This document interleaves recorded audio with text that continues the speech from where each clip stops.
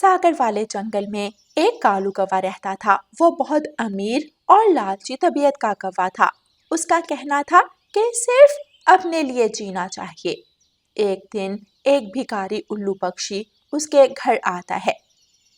मेरी मदद करो, मैं 2 दिन से भूखा हूँ, मेरी मदद करो। कालू कौवा जो अपने घर बैठा मजे से भोजन कर रहा था, उल्लू की इस आवाज पर गुस्से से दरवाजा खोलता है।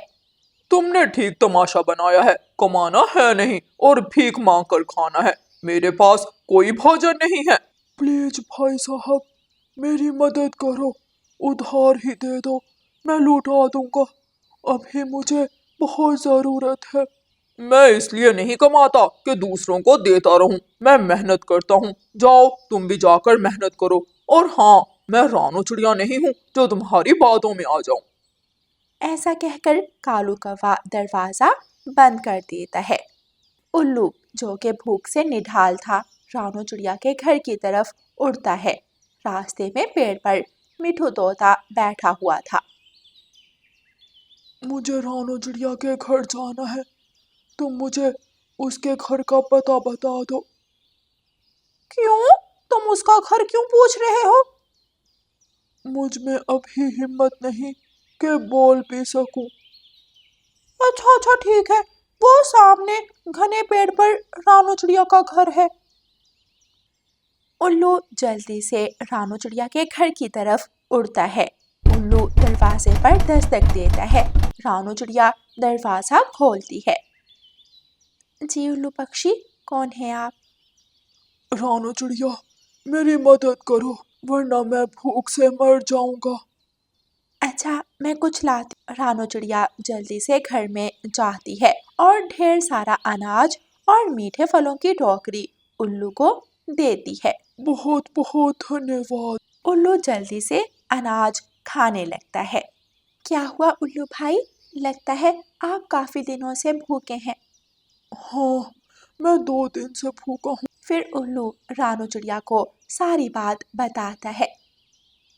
वो कालू कौवा बहुत लालची कौवा है, वो किसी को अनाज का एक दाना नहीं। अच्छा हुआ उसके मुंह से आपका नाम निकल गया, वरना मैं आज मर जाता। उल्लू भाई, आपको जब भी मदद की ज़रूरत हो आप आ जाना। मेरे पास ऊपर वाले का दिया सब कुछ है।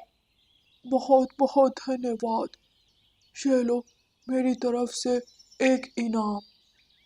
उल्लू एक पत्थर रानो चिड़िया की तरफ बढ़ाता है। नहीं नहीं उल्लू भाई, आप रखें, मुझे इसकी ज़रूरत नहीं है। मैं बहुत समय से इसको संभाल रहा हूँ और किसी ऐसे पक्षी को ढूंढ रहा था जो बाकी सबकी मदद करे। आज मेरी खोज खत्म हुई। क्या ये पत्थर बहुत ख़ास है?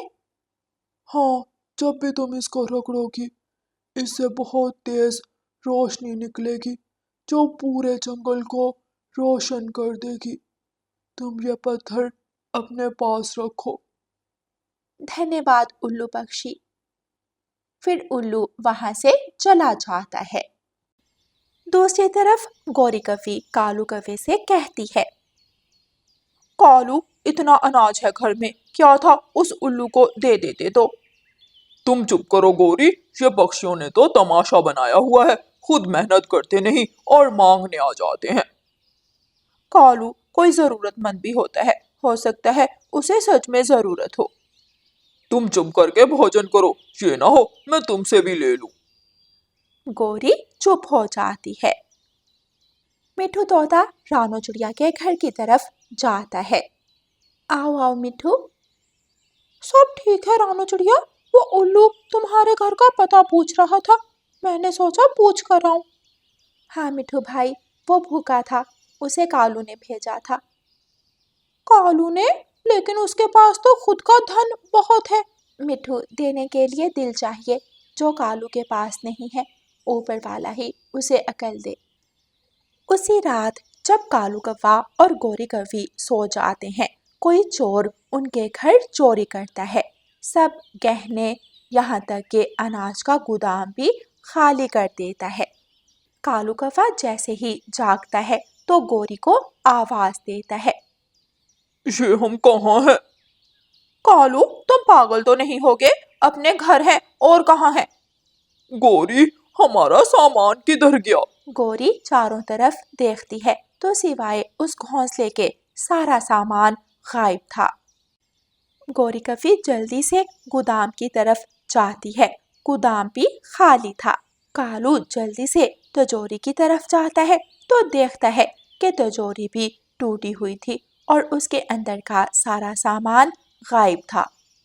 लुट गए, हाय लुट गए। गोरी, हम बर्बाद हो गए। चोरी हो गया, सब चोरी हो गया।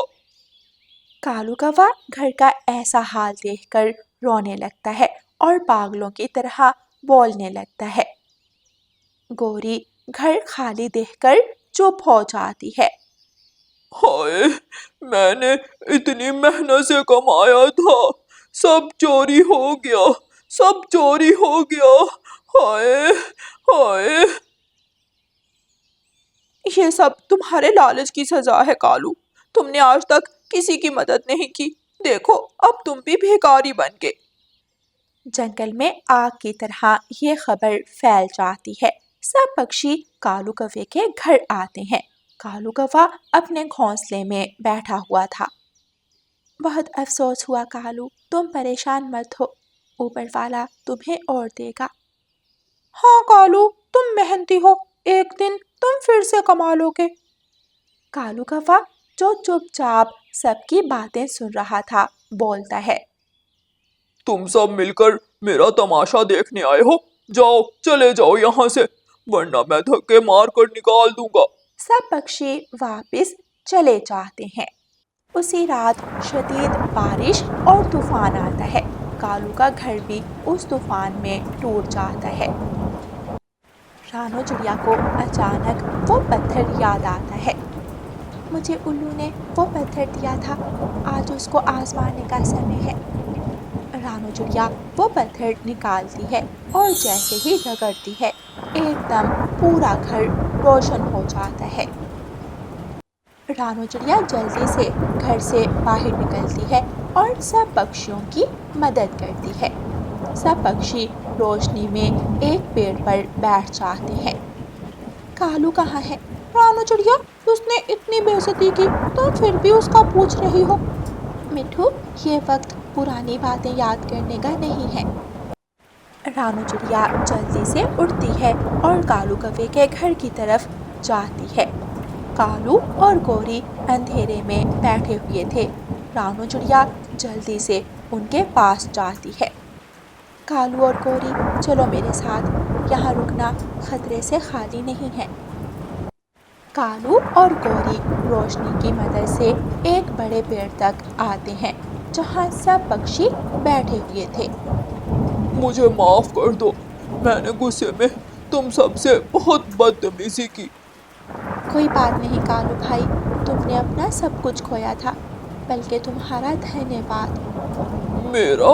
वो क्यों? तुमने उल्लू को अनजाने में मेरा बताकर उसकी मदद की थी।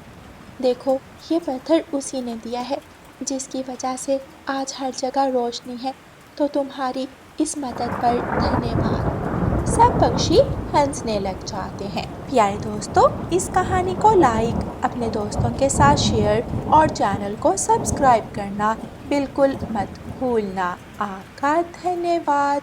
रानो चिड़िया की ऐसी कहानियाँ सुनने के लिए YouTube सर्च बार में रानो चिड़िया की कहानी लिखें या फिर ये बटन दबाकर बोलकर कहें रानो चिड़िया की कहानी। मैं हूँ नन्ही रानो चिड़िया, करती हूँ मैं ची ची ची। छोटी सी है चोंच मेरी, लगती हूँ बड़ी प्यारी सी। सुबह सवेरे उठ जाती हूँ, सबको मैं जगाती हूँ। फुदक फुदक कर डाली पर मीठे गीत सुनाती हूँ। रानो चिड़िया, रानो चिड़िया, उड़ती जाए फुर फुर फुर। नीला अंबर मेरा घर है, पंख फैलाकर उड़ती हूँ। दाना चुगने आंगन में मैं झटपट नीचे आती हूँ। कौवे की माँ अपने आलसीपन की वजह से पूरे जंगल में मशहूर थी। वो सारा दिन अपने घोंसले में लेटी रहती। कालू कौवा सारा दिन खेतों से काम करके जब घर लौटता तो घर आकर घर के सारे काम खुद करता। कालू बेटा, मुझे भी नदी से थोड़ा पानी पीने के लिए ला दो। माँ जी, पानी तो मैं ला देता हूँ, मगर आप मेरे लिए खाना तो बना दिया करें। अब तो आप रोटी तक मुझे बना कर नहीं देती हैं। कालू, मुझसे नहीं होते ये काम वाम। तुमसे अगर ये काम नहीं होते तो मैं तुम्हारी शादी करवा देती हूँ। बहू घर में आएगी तो मुझे भी थोड़ा आराम मिलेगा। अभी भी तो आप आराम में ही हैं। पानी भी ला कर देगा या फिर यहीं बैठा काई काई करता रहेगा। जा रहा हूँ। कालू कौवा मटका उठाता है और पानी लेने के लिए चला जाता है। ठंडी हवा चल रही थी। कालू कौवा नदी पर जाता है। कालू भैया, आप कैसे हैं आप? क्या बताऊँ रानू बहन, मैं सारा दिन काम करके थक जाता हूँ। कालू भाई, आप शादी कर लें, आपकी पत्नी आ जाएगी तो आपको थोड़ा आराम और तवज्जो मिलेगी। हाँ रानू बहन, कह तो तुम ठीक रही हो, मगर शादी के लिए भी कोई कवि तो मिले। मैं आज ही कबूतरी बहन के पास जाती हूँ। उसके पास कोई ना कोई रिश्ता ज़रूर होगा। आप परेशान मत हो, मैं आपकी शादी करवा कर ही रहूँगी। कालू कौवा अपना मटका नदी से भरता है और अपने घर की तरफ चला जाता है। अगले दिन रानो चिड़िया लूसी कबूतरी के पास जाती है। हाँ, एक रिश्ता तो है मेरी नज़र में, मैं आज ही जाती हूँ और गौरी कवि से बात करती हूँ। लूसी कबूतरी गौरी कवि के घर जाती है। गौरी कवि का घर बिखरा पड़ा था और गौरी अपने घोंसले में बैठी मोबाइल चला रही थी। गौरी, कैसी हो तुम?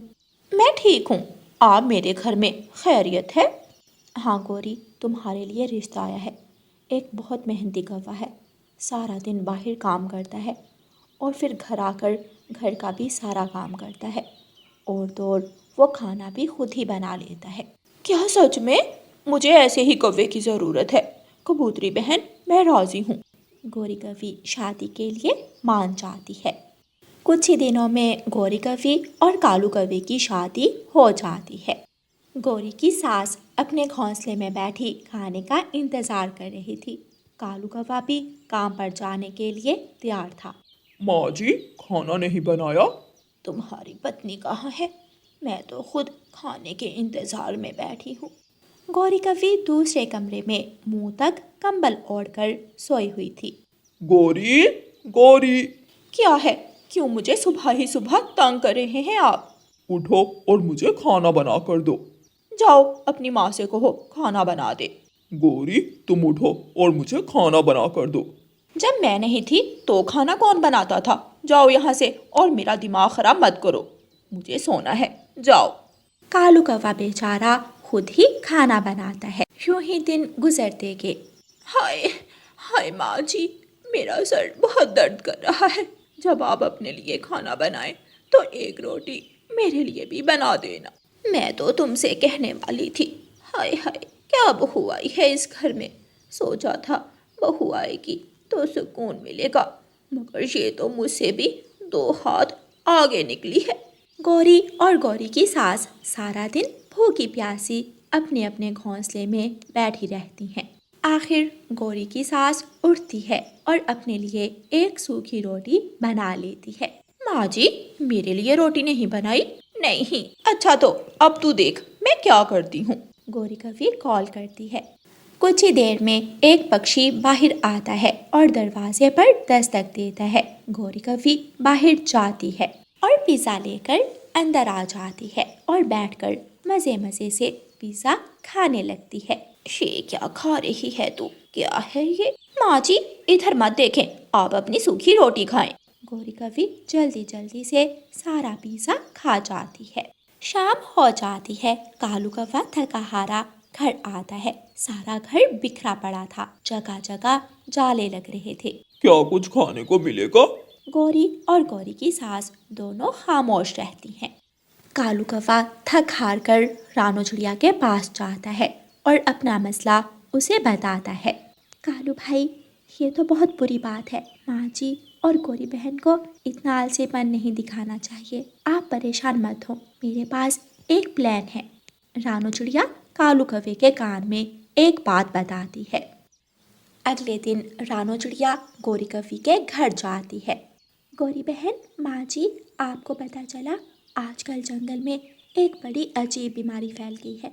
सुना है जो पक्षी सारा दिन फारिग बैठे रहते हैं वो जल्द मर जाते हैं, और आजकल तो कुछ पक्षी पत्थर के बनते जा रहे हैं। क्या क्या तुम सच कह रही हो? हाँ, साथ वाले जंगल में 2 उल्लू पत्थर के बन गए हैं। कालू कौवा भी आ जाता है। रानो, तुम ठीक कह रही हो, हमारे जंगल में भी बुरा कौवा पत्थर का बन गया है। जैसे ही रानू चिड़िया वहाँ से जाती है, गौरी और माँ जी घर की सफाई करने लगती हैं। वो जल्दी जल्दी सारा घर एकदम चमका देती हैं और जल्दी से खाना भी बना लेती हैं। खाने की खुशबू रानू चिड़िया के घर तक जा रही थी। रात हो जाती है। गौरी बेटी, आज अपना वजूद हल्का हल्का सा महसूस हो रहा है। हाँ माँ जी, मुझे भी अपना आप हल्का महसूस हो रहा है। गौरी और उसकी सास समझ चुकी थी कामकाज करते रहने से पक्षी सेहतमंद रहते हैं, वरना बेकार पड़े पड़े तो पुरुषों को भी संग लग जाता है। कालू कौवा आज बहुत खुश था। वो सब मिलकर गर्मा गर्म खाना खाते हैं। प्यारे दोस्तों, इस कहानी को लाइक, अपने दोस्तों के साथ शेयर और चैनल को सब्सक्राइब करना बिल्कुल मत भूलना। आपका धन्यवाद।